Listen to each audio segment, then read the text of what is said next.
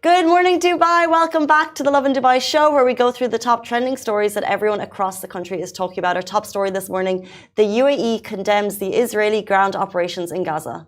We'll also be talking about IVF and surrogacy rights that have been amended in the UAE. The absolute hero that is Ghani Suleiman, he is a Dubai man doing one Ironman a day for 30 consecutive days. And after that, Kuwaiti influencer gets 3 years jail following a tragic accident, and we'll be giving you all information on that. And do stay tuned, because later in the show we're going to be joined by an expert answering your common breast cancer questions and answers, Dr. Aya Alawadi. She'll be with us. If you have any questions, of course, we're still in Picktober and we want to speak to her. So if you have any questions on that, do pop them into Facebook, Instagram, Twitter, YouTube. We see all your comments coming through before, during and after the show.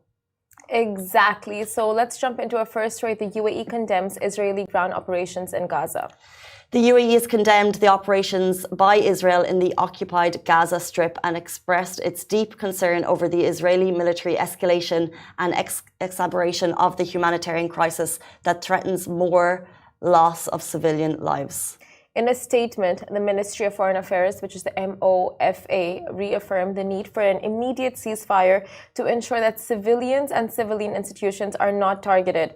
And we say this again and again, and the ministry further underlined the importance of protection of civilians according to international humanitarian law, international treaties for the protection of civilians and human rights, and the need to ensure that they are not targeted during conflict. Furthermore, the ministry stressed the importance of the United Nations General Assembly resolution, overwhelmingly adopted on Friday, which calls for a humanitarian truce in Gaza and a cessation of hostilities. The ministry underscored that the resolution is an important step towards de-escalation, restoring calm, protecting civilians and preserving their lives. Closer to home, 20,000 relief packages prepared with participation of 5,000 volunteers in Our Home for Gaza campaign.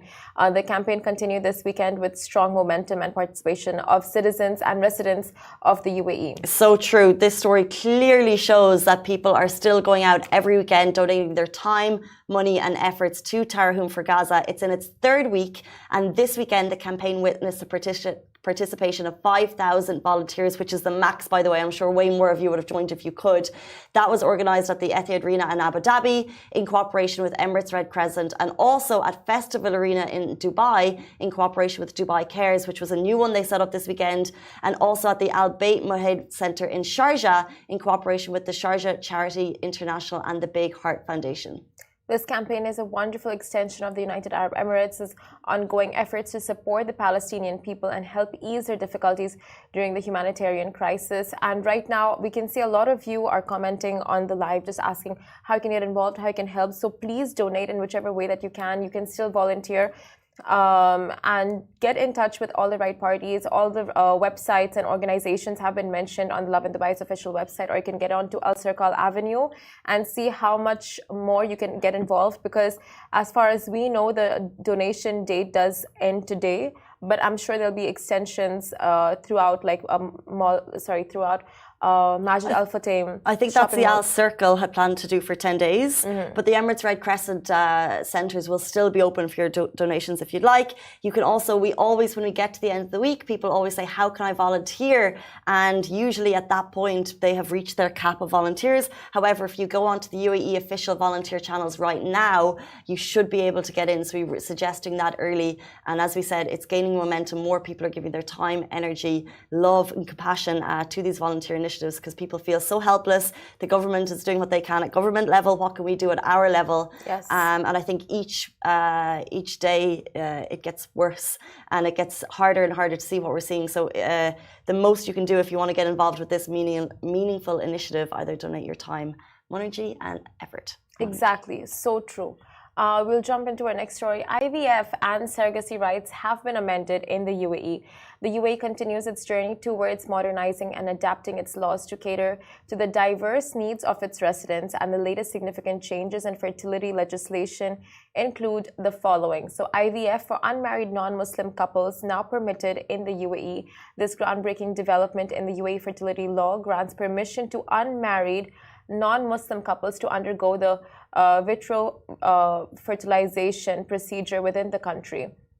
Now, however, there is a vital condition that both parents must register the child under their names, ensuring the child's rights and lineage are protected. Next up, expanding surrogacy rights. This legal overhaul has also removed a restrictive clause that previously prohibited couples from seeking the help of another woman to carry their child. This amendment opens the door for individual Emirates to regulate surrogacy rules as they see fit. Now we say it opens the door, so there'll need to be more regulation on that front in each individual Emirate. Surrogacy is largely forbidden across the Middle East, but it is allowed in Iran if both the surrogate and the intended parents are married.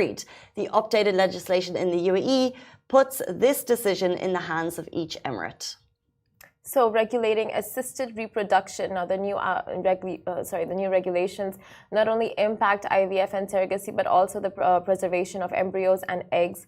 Previously, the freezing of embryos was illegal in the UAE, but this is no longer the case. Eggs and embryos may be preserved for up to 5 years, with the possibility of extensions based on written requests from spouses. So, fertilized eggs that go unused or encounter legal or medical obstacles preventing implantation will be left without medical care until they naturally deteriorate, unless the spouses request otherwise. Despite these significant advancements, certain restrictions still stay in place. Please be aware it is still illegal to use a sperm donor other than the husband or an egg donor other than the wife. So right now we were in particular talking about egg freezing, and it's essential to acknowledge that the UAE's efforts to update its laws, especially in the realm of fertility, reflect the nation's commitment to inclusivity, diversity, and responsiveness to the evolving needs of its populace. And of course, these progressive fertility laws aim to provide a more supportive environment for prospective parents, whether they are married or unmarried, Muslim or non-Muslim. So now, there you go, you have these amendments that have been made to the fertility regulations, and it's like we have no idea, like we're not going through it, but there are so many couples out there who are struggling to have children, who are constantly, just checking out other avenues and trying to see what possibilities they have that could work for them, either surrogacy, adoption, egg freezing for when the time is right and they're not married yet and the clock is ticking. Like, there's so many things that go on in your mind when you're closer to that age. And this just so gives you that, that comfort net, that safety net. So true. Exactly as you said, because it's one of these things where people really do suffer in silence. And unless you're going through it or know someone who's struggled maybe to have kids or in that situation, you really have no idea. Exactly. So that's why it's really important for these conversations to happen, for them to look at the regulation as to what is permitted and what is not, and to hopefully, as you said, provide that safety net for people. So when the time does come, if they're going through a challenging, aim to give birth experience, then the regulation is there for them to have different avenues. Yeah. Let's move on to our next story. Dubai Fitness Challenge is kicked off, so I hope you're out this weekend getting your 30 by 30, and one Dubai man is going above and beyond. Once again, he is doing one Ironman a day for 30 days. So interestingly enough, the Dubai Fitness Challenge kicked off this weekend.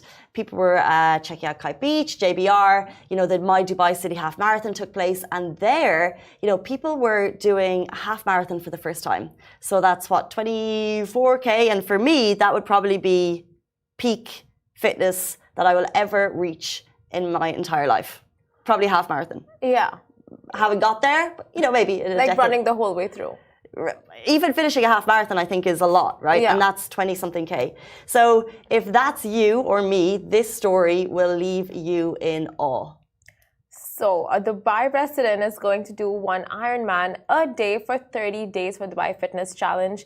An Ironman comprises of a 3.9 kilometer swim, a 180.2 kilometer bicycle ride, and a marathon, which is 42.2 kilometers. Completed in that order, that's a total of 226.3 kilometers daily. Daily. Gadi Suleiman, you are a hero. I guess he's in day 3 of it at the moment. Daily. People, I cannot comprehend the level of fitness that this athlete is at to be able to even consider that challenge. People train for, Rich, our CEO, he does an Ironman every couple of months, and the consistent training that's required to complete one Ironman is like no other. So to consider even battling and challenging to do 30 for 30 days, that is... It's epic, and it's happening under our noses, so you can get out and support him.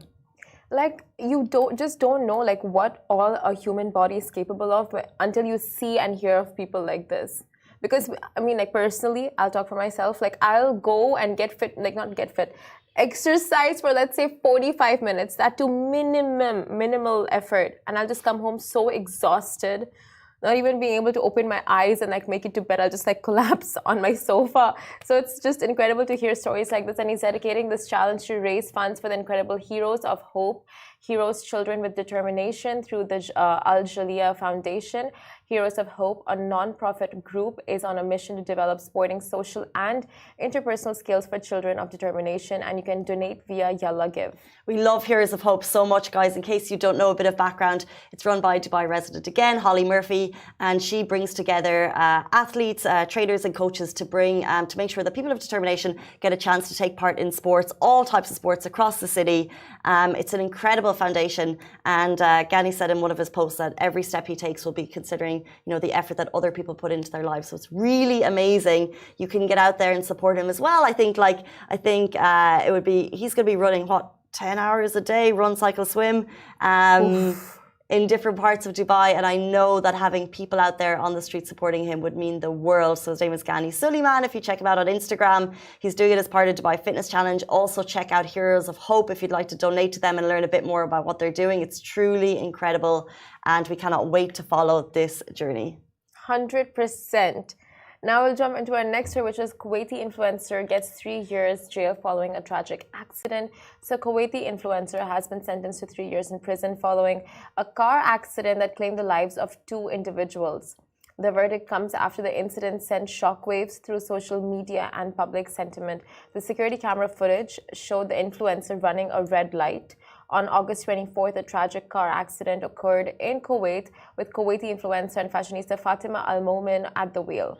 The accident led to the loss of 2 lives and left 2 others injured. The security footage revealed that she had run a red light, shedding light on the unfortunate incident. At the time, Al-Momin was detained for a 10-day period on suspicion of 10 charges, which included manslaughter, reckless driving, and causing damage to both public and private property. So all of the charges included manslaughter, causing accidental injury, speeding, driving under the influence of alcohol or narcotics, crossing a red light, driving with invalid insurance, reckless driving, not carrying a license, damaging public property, damaging the property of others. The accident set off a wave of anger on Kuwaiti social media as videos of the incident circulated and rumors swirled that Al-Momin might have been driving under the influence. However, according to a source cited by Al Arabiya, Liberty and Landless contradicted the stories circulating, confirming that no drugs were found in her car. Moreover, the public prosecution declined a bail request for the influencer on Wednesday. The Kuwaiti court sentenced Al Momen to 3 years in prison for manslaughter, along with additional charges from the misdemeanor court, which included running a red light and speeding. So our thoughts and prayers are with the two that have departed. However, this story became quite viral, and people in the Arab world, especially in the UAE, were talking about this, and just the fact, I mean, like, just bringing back to light about the dangers of, you know, driving under the influence, like drinking and driving. It is, you know, like, okay, so in this instance, like, there's nothing right about it, but so many times when you're on the road, whether you're sober, whether like under any circumstance, it's like you could be at fault or someone else could be at fault.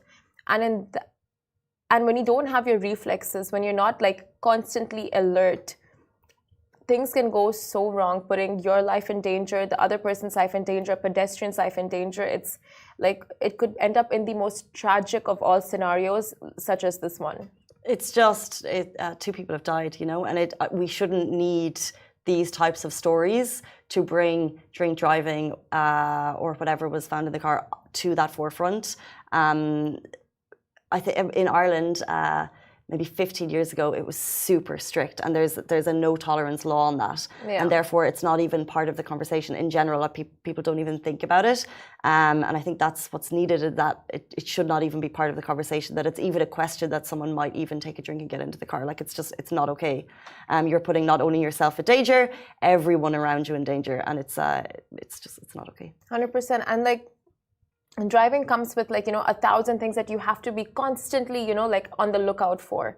So putting this situation aside, it's like, you know, like, okay, other I think things that she was put out for was like crossing a red light, you know, like all these different issues that were part of the like reason that she was arrested. And it's like driving safe should just come, like, you know, without saying.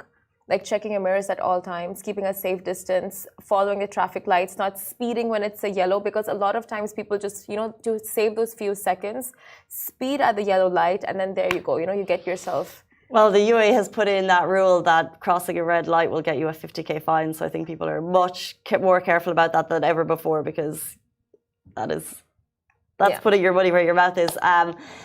It's 7:46 on Monday morning, and we're going to jump into our guest topic this morning. We're talking common breast cancer questions and answers with Dr. Ida Al-Awaidi. She's going to be with us after this very short break.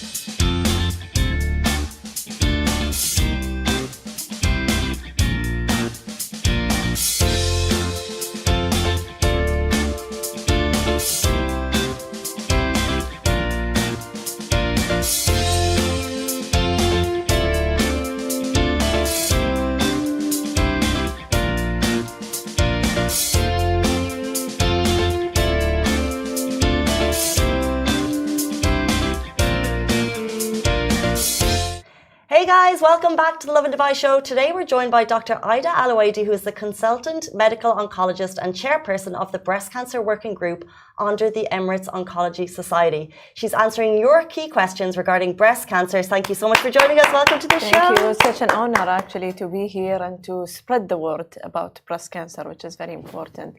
It's the end of October month, so I think we've done a lot and sort of like to talk about breast cancer awareness, and I think it should carry on throughout the year because it's a very important topic. And so thank true. you so much for having me again. Of course, thank you for coming in so early. Do tell us how common is breast cancer, especially in this region? Yeah, so breast cancer is the #1 cause of cancer worldwide, and that's per the WHO statistics in 2020. And again, when we talk about female themselves, it's also the #1 cause of cancer.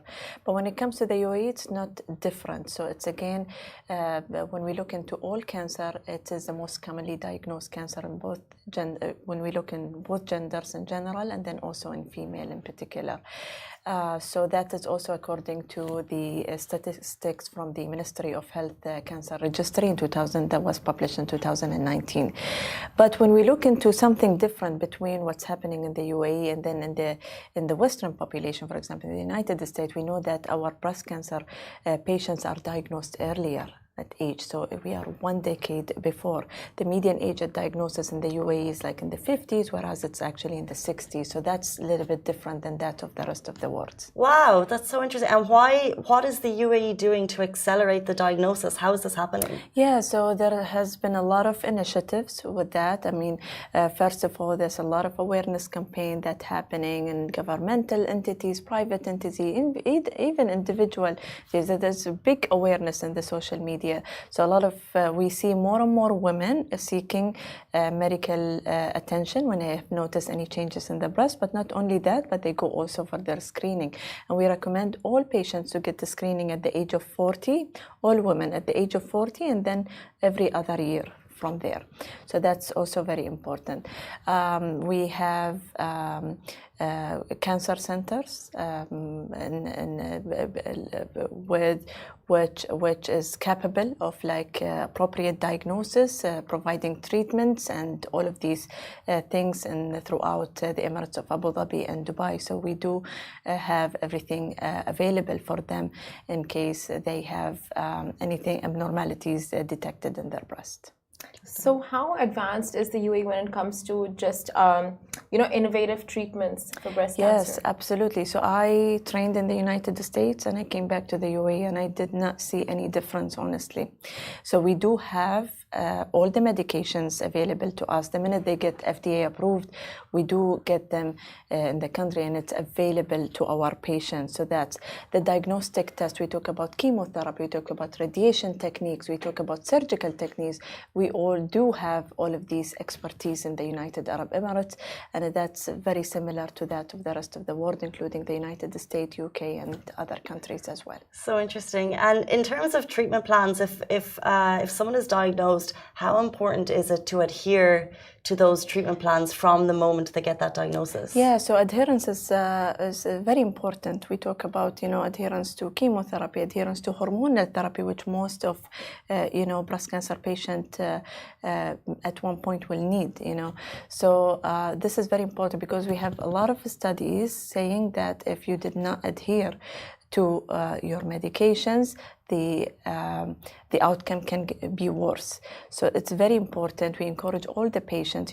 The first thing that we do to ensure adherence is educate the patient. They should understand why they need to be on these medications, how it will help throughout their course of the disease. And then we tell them that, one of the issues that maybe patients do not adhere to medication side effects. So we have to address side effects. There should be a regular follow-up with the oncologist, or the medical team to ensure adherence, addressing the side effect, because if patients, for example, have that hot flashes from the hormonal therapy, we can manage that. We do. She doesn't have to stop the medication. We can do something about it. Mm-hmm. Yeah. Okay, so when it comes to like you said, you have to educate patients and empowering patients. How exactly do you do that to make sure they make the informed decisions like throughout their treatment? So I personally, and I know a lot of oncologists, they do that when the patient comes to my clinic on the first visit. I make sure I explain everything to her, of course, as much as she wants and she able to absorb. But at the same time, I like to have her family with her because sometimes it's just too difficult for the patient. A lot of things going through her mind, right? So it's like difficult for her. So the family member will grasp some of the information and just tell it back to the patient later on. But I make sure that the patient asks all of her questions. When she gets out of my office, she just know basically the bread and butter of her breast cancer diagnosis and how she should be treated, and I take her throughout this journey. The more they ask questions, I encourage them because the better they can make a decision, because we do have many treatment options, and sometimes not only one option is the right option. Sometimes we have two options, so she has also to make the right decision for herself, guided by us. She's empowered to make those decisions. Absolutely, absolutely. It's so interesting that as you answered those questions, I was thinking of, things I've heard about breast cancer in the past that may or may not be true, because there's so much maybe miseducation around it. So we wanted to bring a game to you guys. And also, if you have any questions to drop in here, great as well. We're going to call it myth versus fact. So we're going to say something. If it's a myth, it gets the buzzer. Okay. And if it's a fact, you can just explain to us the fact behind the statement. So let's kick this off. We're doing myth versus fact, the breast cancer edition. First off, early stage breast cancer rarely recurs. That's actually, I would say, more like a fact. So the earlier we detect the breast cancer, the less likely that it's going to recur in the future, because basically if we picked up the cancer at very early stages, the cure rate can be as high as 95 to 98%. Wow. So that's exactly why we need early detection for breast cancer and spread the word on screening. Before we jump into our next myth versus fact, I just have a question on that. You said the average age in the UAE is in the 40s. In the 50s. In the 50s. So how can it be more in young patients? What does early detection look like? So at 40 years of age, this is a standard guideline that we are adopting here in the United Arab Emirates, although we are seeing younger patients. So those patients, we like to educate them to be aware about their breast, any changes of the breast, and then immediately seek medical attention. And once they reach the age of 40, then they have to start the screening. Now, there are high-risk patients, those with very strong family history, lifetime risk of 20% of above, or those with BRCA mutation, which is a germline mutation that can be hereditary, that can spread throughout generations in the family. So those patients, we like them to be screened earlier, but not only with mammogram, also with MRI as well. But that's a decision that the woman will have to make with her doctor in the clinic. Okay, that's so interesting. I had no idea, and hence the regular checkups. Okay, so next one, treatment adherence is not necessary for early stage of breast cancer. That's a big myth. Big myth? So we talked about adherence and how important the adherence is and how it will lead to better outcome and higher chances for cure, of course. Okay, makes sense. Yes. Next up, breast cancer is always fatal. That's a big myth. The minute the patient comes to my clinic, I tell her breast cancer is not a death sentence. No, the treatment, we are the first step is early detection, and we know that equals to better chances of cure. And we have improved tremendously in terms of treatment options, and a lot of patients, I have patients in my clinic survive. We call them survivors. And in the minute you are diagnosed, we call you a survivor. We call the patient survivor. But even I have patients the 10 years, they continue just to follow up regularly with me. I have 15 years, and I'm definitely gonna see patients this is something just behind them. They finish their treatment and they are just back to their normal life. So the cure rate is high when we detect early, and it's breast cancer. Most of the cases is not fatal. So interesting. So once survivors get the all clear, then you would recommend maybe coming back just for checks every now and then, Yes. but they officially have the all clear. Yes, absolutely. I mean, being vigilant about your health in general is very important. Just routine checkups and these things. Yeah. Okay, so the next one, lumps are the only signs of breast cancer. Yes, that's a misconception. Actually, breast cancer can be just thickening of the skin and the breast. It could be redness. You know, redness can be also a sign of inflammatory breast cancer, which does not necessarily come with lumps. So that's very important. And a lot of breast cancer, actually, they don't feel anything. And we detect it through screening mammogram. So a lump is not the only sign of breast cancer. So interesting. So if lumps are not the only sign for young patients, what age do you recommend? Is it at the 40 age that people should be getting mammograms and MRIs? Yes. Or is there ways for earlier, younger patients so to diagnose? MRI is not the standard to screen patient with. It's a mammogram. It's a mammogram. So starting at the age of 40 and every other year.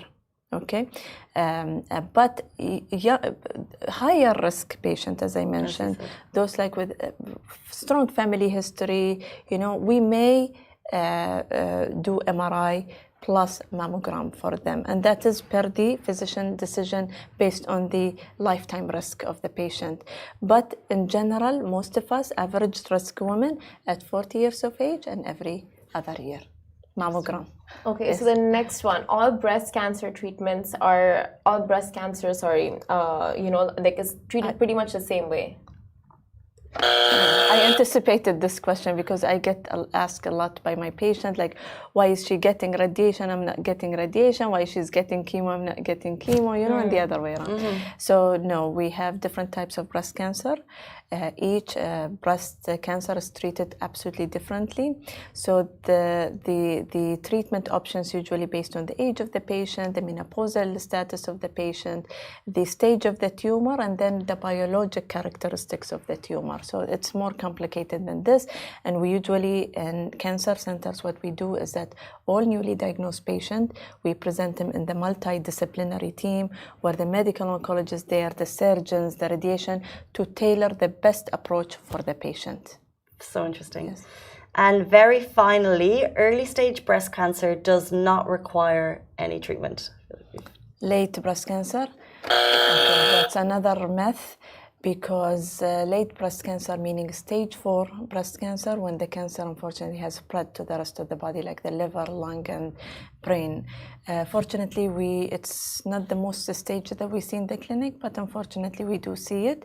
We know when it's stage 4, it's an incurable stage, meaning that there is no medication that will take it away, and the patient will have to stay on medication for lifelong. Having said that, we haven't also gotten better in terms of treatment. We do have very effective treatment, not necessarily chemotherapy. We have biologic agent, hormonal therapy, the smart therapy, immunotherapy as well. And all of these, are very important. And we see more patients staying on these medications for a long time, and in some cases also in remission. But unfortunately, they have to stay on medication for a long time, but at the same time with good quality of life, because we have gotten better in terms of the treatment options that we can offer the patient. Absolutely. And for anyone watching the show, seeing as it's Pinktober, have you any advice for women of any age who are watching the show right now in terms of what they should be aware when it comes to breast cancer? Yes, I would. I don't want to scare all women. I mean, most of the the changes that happens in the breast is benign actually. But if there is 1% chance that it can be cancer, that's why we advise all the patients to seek medical attention to a doctor which is specialized in this, who can give her appropriate diagnostic test and also treatment options. So any changes in the breast, like for example, lump, new lump, redness in the skin, thickening in the changes in the nipple, for example, heaviness under the arm, or any changes, seek medical attention. That's very important. And start your screening mammogram at the age of 40 and every other year. Every other year. What you said about early stage detection is so interesting. I hope that resonates with a lot of people. I think it will. Early detection means better chances for cure. So that's very important, yes. Very important. Thank you so much for your time this morning, Dr. Aya Alawadi. We really appreciate your time, and that is all we have time for on the show this morning. We're back with you tomorrow morning, same time, same place. Goodbye from me. Goodbye from me. Goodbye from me too. Thank you.